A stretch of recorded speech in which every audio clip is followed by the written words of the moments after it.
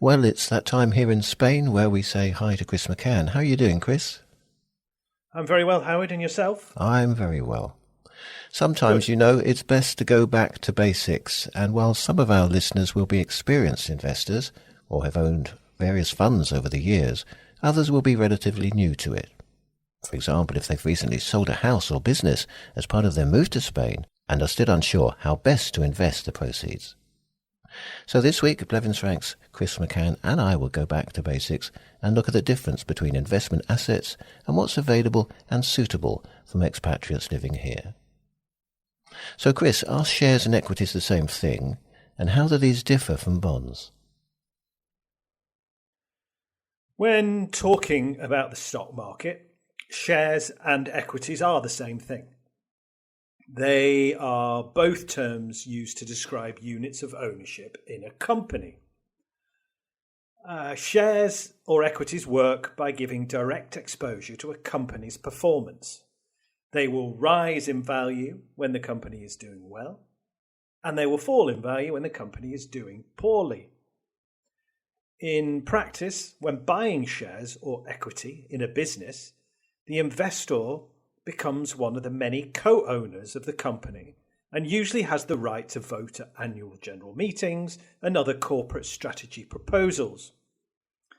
The benefit of being a shareholder is that the share price of the company may rise in value and the investor can sell, making a profit. Also, the investor may be entitled to participate in the distribution of company profits in the form of dividends or share buybacks. However, the downside of investing in equities or shares is that there is no guarantee of future profits or that the investor can redeem the amount invested. In addition, if the company goes into liquidation, shareholders are among the last to be repaid in the hierarchy of creditors. Bonds are investment securities where an investor lends money to a company or a government for a set period in exchange for regular interest payments. Once the bond reaches maturity, the bond issuer returns the investor's money. Fixed income is a term often used to describe bonds, since your investment earns fixed payments over the life of the bond. Investors in a fixed interest security are in a more secure position when compared to equities in the event of insolvency or liquidation, as they will be among the first who can claim from the company's assets. In addition, if the issuer of the bond defaults on its debt, there may be a chance of recovery, whereas a share price can fall to zero. Overall, bonds should not be expected to offer the growth rate of equities or shares, but rather provide a relatively safer source of total return and capital preservation features. There must be thousands of both to invest in. How do people choose between them? Or do you recommend buying funds instead? There are thousands of individual shares and bonds to consider, and each requires research into its management, industry, and financials. You then need to put a number of these individual stocks together into a portfolio. It is a very ambitious and time-consuming undertaking to build such a portfolio. As most of my clients don't have the time, knowledge, or the inclination to spend a lot of time researching and managing a portfolio of individual shares and bonds, we recommend using collective investment schemes. More frequently known as investment funds, mutual funds, or simply funds, they invest in assets such as equities, bonds, and cash. Your money is pooled together with that of other investors and typically spread over a whole range of assets within the fund, providing a benefit known as diversification. When one investment is down, another might be up, and you're not taking a chance on the fortunes of one single asset, meaning your overall risk is reduced. By pooling money with other investors, you are also buying power, and access to assets and markets is greater than if you were buying single assets on your own. Thanks to their bulk buying power, they can also be more cost efficient than buying a high number of individual investments on their own. Finally, as well as being simple to run, they allow you to access the expertise of full-time, dedicated fund managers and their teams of analysts who have access to market information outside the scope of the average investor. And what are real assets, and how do you invest in them? A real asset is a tangible asset you can touch, like a bridge or a building or gold. There are typically three categories of real assets: real estate, commodities, and infrastructure. Unlike conventional equities and bonds, the value of real asset investments comes from the physical nature of their underlying assets.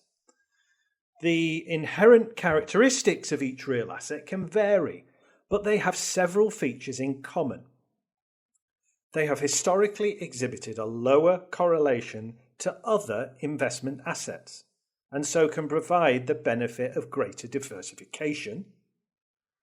They have historically exhibited greater ability to provide protection from inflation than the broader equity and bond markets.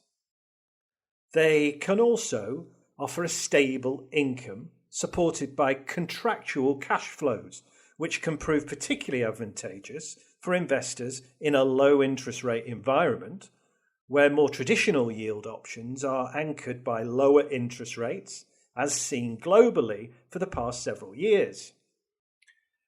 There are different options for investors seeking exposure to real assets, ranging from private investment funds to publicly traded funds.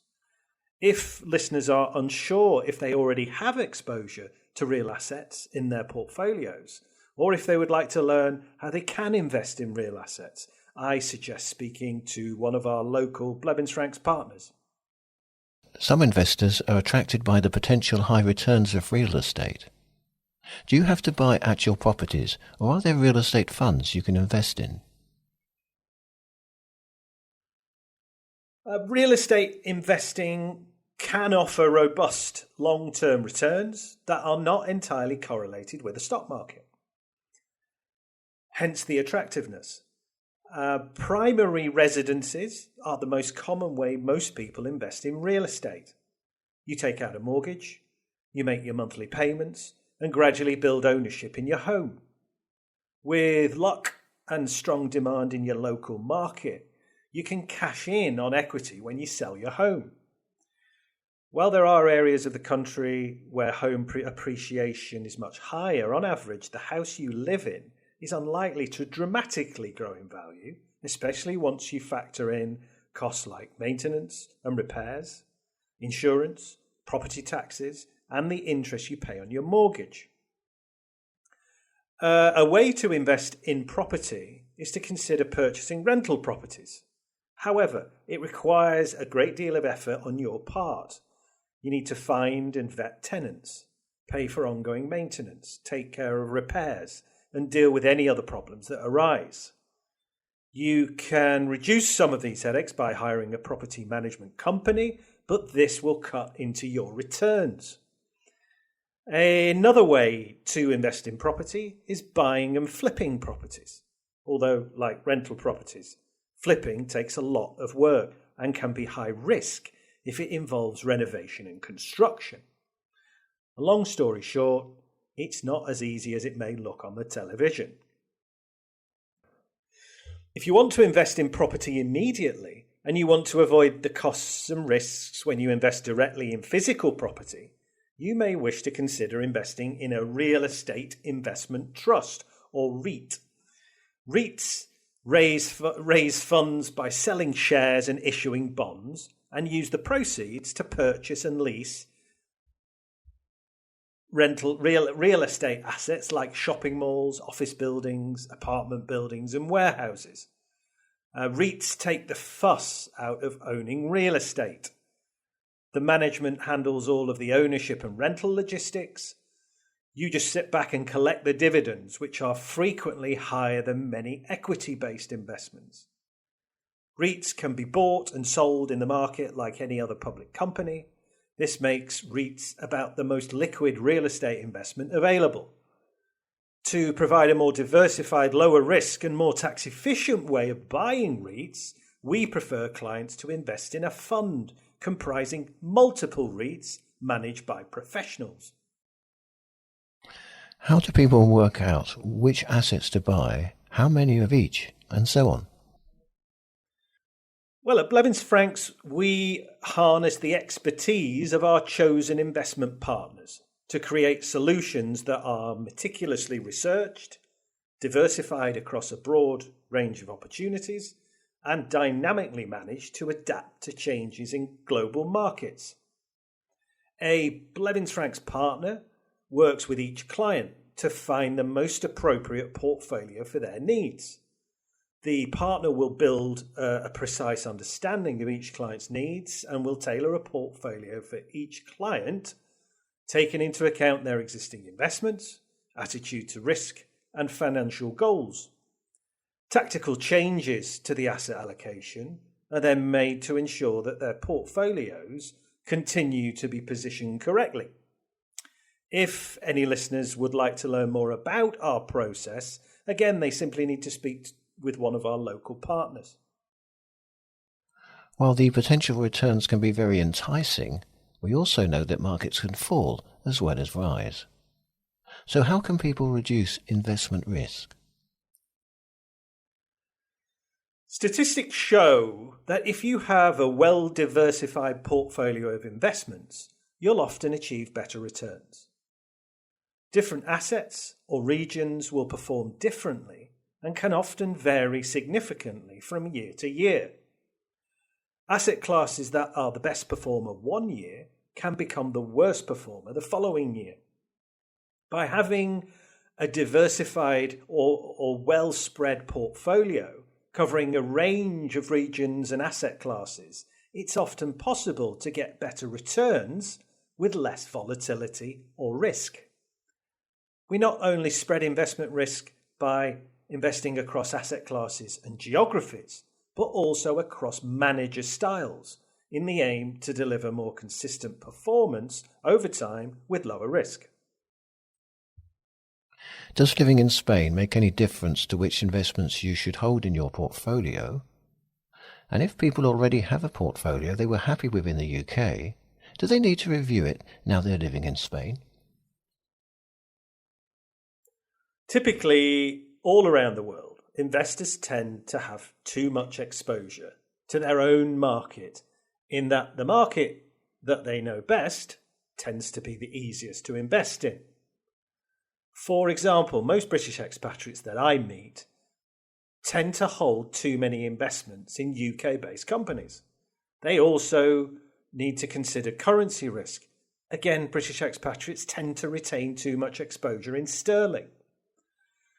Regardless of how effective your investment planning was in the UK, you pretty much need to start afresh in Spain. What was suitable in the UK is unlikely to be suitable here. My advice to listeners that have not yet investigated if their investment portfolios are suitably structured as residents of Spain is that they should invest an hour or two of their time meeting with a local Blevins Franks partner. There's no cost for an initial chat, and it might result in significant benefits for many years to come. Many thanks, Chris. We'll talk sometime soon.